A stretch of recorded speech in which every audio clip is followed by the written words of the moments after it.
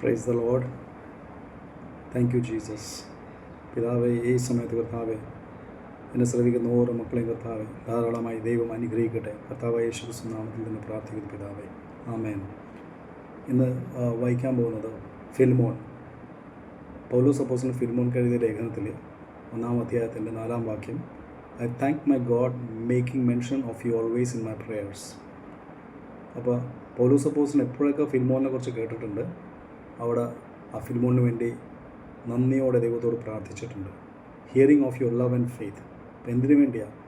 കർത്താവായ യേശു ക്രിസ്തുവിനോടുള്ള സ്നേഹവും അതുപോലെ തന്നെ മറ്റ് സഹവിശ്വാസികളോട് കാണിക്കുന്ന സ്നേഹവും ആ വിശ്വാസം ഓർത്തിട്ട് ഫിൽമോൻ നന്ദി പറയാ ദൈവത്തോട്. Which you have toward the Lord Jesus and towards all the saints, that the sharing of your faith may become effective by the acknowledgement of every good thing which is you in Christ Jesus.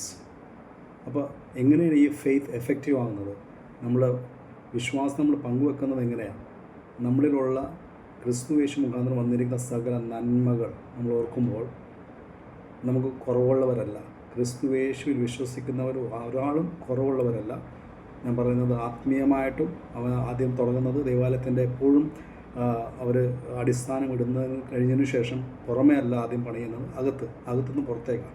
ഇതുപോലെ തന്നെ നമ്മൾ ഓരോരുത്തരും ആത്മാവിൽ നമ്മൾ യേശുക്രിസ്തു രക്ഷയായിട്ട് സ്വീകരിക്കുമ്പോൾ തന്നെ നമ്മൾ രക്ഷ പ്രാപിച്ചു.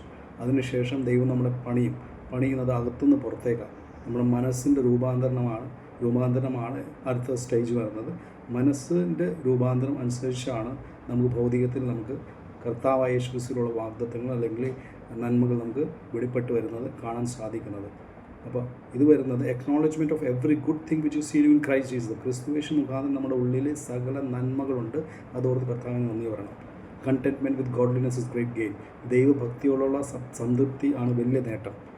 അപ്പോൾ എനിക്കൊന്നുമില്ല, എനിക്ക് കുറവുണ്ട്, മറ്റുള്ളവരായിട്ട് കമ്പയർ ചെയ്യുക, പ്രത്യേകിച്ച് സോഷ്യൽ മീഡിയയും നമ്മൾ കാര്യങ്ങൾ നമുക്ക് നോക്കുമ്പോൾ നമുക്ക് മറ്റുള്ളവരുടെ കുറവുകളല്ല കാണുന്നത്, ഏറ്റവും ശ്രേഷ്ഠമായിട്ട് കാര്യങ്ങൾ മാത്രം കാണുന്നത്. അപ്പോൾ നമ്മൾ വിചാരിക്കും, നമ്മൾ കമ്പയർ ചെയ്യും, അവർ നമ്മളായിട്ട് കമ്പയർ ചെയ്യും. അപ്പോൾ ഈ കമ്പാരിസൺ തന്നെ നമ്മൾ നാശത്തിലേക്ക് നമ്മളെ വഴി നടത്തും. പക്ഷേ ഞാൻ ദൈവമായിട്ടുള്ള തൃപ്തി ഉണ്ടെങ്കിൽ അതാണ് ഏറ്റവും വലിയ നേട്ടം. നമ്മൾ God is loving me more than I love myself. ഞാൻ എന്നെ സ്നേഹിക്കുന്നതിനേക്കാളും കൂടുതൽ ദൈവം എന്നോട് സ്നേഹം കാണിച്ചിരിക്കുന്നു. അതിൻ്റെ ഏറ്റവും വലിയ തെളിവാണ് കാൽവരി ക്രൂശിൽ കർത്താവായ യേശു ക്രിസ്തുവിൻ്റെ സ്നേഹം. അപ്പോൾ നമ്മളിലുള്ളിൽ കർത്താവായ യേശു ക്രിസ്തു മുഖാന്തരം സകല നന്മകളുണ്ട്. ആ നന്മകൾ ഇനി ഒന്നൊന്നായി വെളിപ്പെടേണ്ട ആവശ്യമില്ല. എങ്ങനെ വെളിപ്പെടും? നമ്മൾ മനസ്സ് പുതുക്കി രൂപാന്തരപ്പെടുമ്പോൾ അത് വെളിപ്പെടും.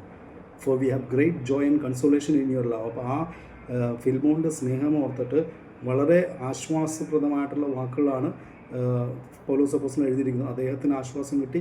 മറ്റുള്ള സഹവിശ്വാസികൾക്ക് അവരുടെ ഹൃദയത്തിന് ഒരു താങ്ങും തണലായിരുന്നു ഫിൽമോൻ. ഇതുപോലെ തന്നെ ആയിരിക്കട്ടെ നമ്മൾ ഓരോരുത്തരും. കർത്താവായ യേശു ക്രിസ്തുവിൽ വിശ്വസിക്കുന്നവൻ എന്ന് പറയുമ്പോൾ അവൻ സഹവിശ്വാസികളെ, ഓരോ മനുഷ്യരെ അവൻ സ്നേഹിക്കാൻ തുടങ്ങും. നിന്നെപ്പോലെ തന്നെ നിന്റെ അയൽക്കാരനെ സ്നേഹിക്കാമെന്ന് യേശു ക്രിസ്തുവിൻ്റെ കൽപ്പനയാണ്. അപ്പോൾ ഇതെങ്ങനെ ചെയ്യാൻ സാധിക്കും? കാണുന്ന മനുഷ്യനെ സ്നേഹിക്കാതെ കാണാത്ത ദൈവത്തെ സ്നേഹിക്കുന്നു പറയുന്നവൻ അവൻ നുണയാ പറയുന്നു, ദൈവത്തിൻ്റെ വചനം പറയുന്നു. അതുകൊണ്ട് അത് ചെയ്യാനായിട്ട് നമുക്ക് നമ്മുടെ ബലത്തിലോ നമ്മുടെ ശക്തിയും നമുക്ക് സാധ്യമല്ല.